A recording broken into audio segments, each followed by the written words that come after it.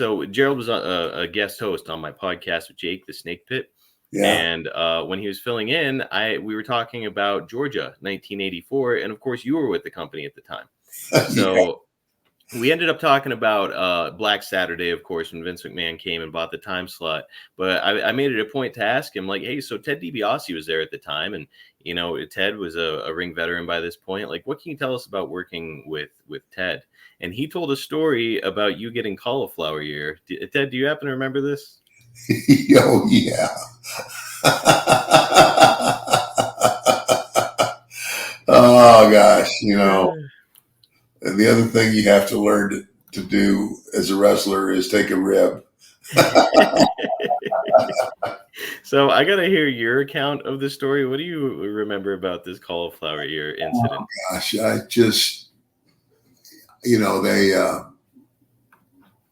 I guess I did something and I was beginning to get this ear, and it's this ear right here. Mm-hmm. That's you can tell is a little bit, you know, but you know, I just know that they made a big deal out of it. It's like because I mean Jack and his brother, I mean Gerald and Jack both had cauliflower ears. Mm-hmm. And they both had cauliflower ears from wrestling, real wrestling, not pro wrestling. Real wrestling is where you get cauliflower ears. Yeah, and that's why when you watch amateur wrestlers now, they've got a thing over their head and it's covering their ears. Yeah, to avoid that.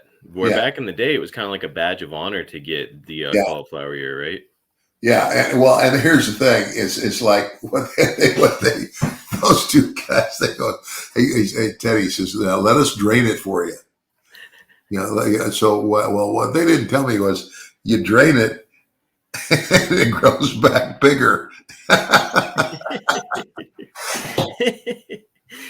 Yeah, I thought they're doing me a favor, and they're just trying to get me a big one. If you don't care for it properly, it can it can turn into a problem, and that's exactly what happened. And actually, Ted, I'm going to see if I can put up the video here with Jerry talking about what happened there. Let me see if I can grab it. Man, Ted, you can make the argument was one of the best wrestlers on the face of the planet during this era, and here he is in a pretty small territory with Georgia. What do you remember about being around Ted at this time? Well, Teddy's another one of those guys that I had the privilege of knowing for a long, long time. You know, working West Texas a lot, where Teddy grew up and everything. So I was around him and his father, you know, and so it was always a pleasure to be with Teddy. And I got a great story with Teddy, as I do just about all the guys. Teddy would moaning and groaning. He had a cauliflower ear. I don't know if he ever told you this. So he had a cauliflower ear. So he was going to go to a doctor's appointment. Jack, my brother Jack, and I were amateur wrestlers. We dealt with cauliflower ear. I knew how to drain a cauliflower ear, you know.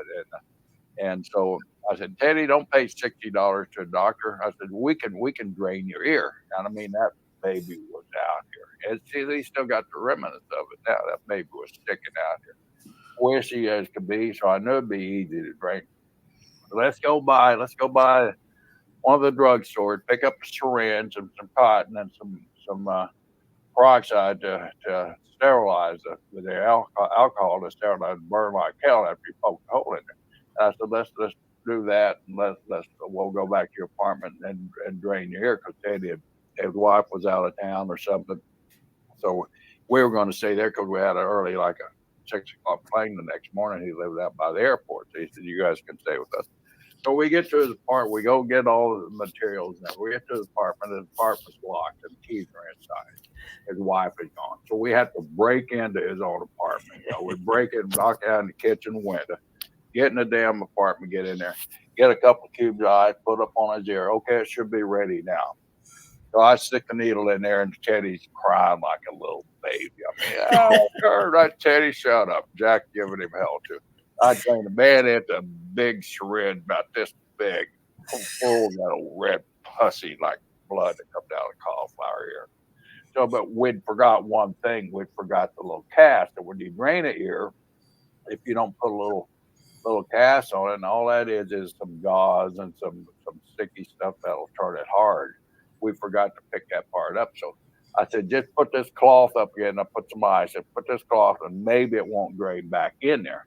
But sure enough, the next morning it drained back in. And he looked, he started screaming early in the morning. You hear, yeah, look, everybody here, I thought you drained this stuff. And he went through all that pain last night. So what a big ass baby Ted.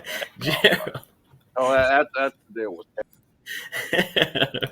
All right, that's it from Gerald. What'd you think, Ted? Is that how you remember it? Well, he's good at Embellishing making a bigger story out of it. But I mean, it was like, I didn't want to have a cauliflower deer. Of course, I have a partial one now.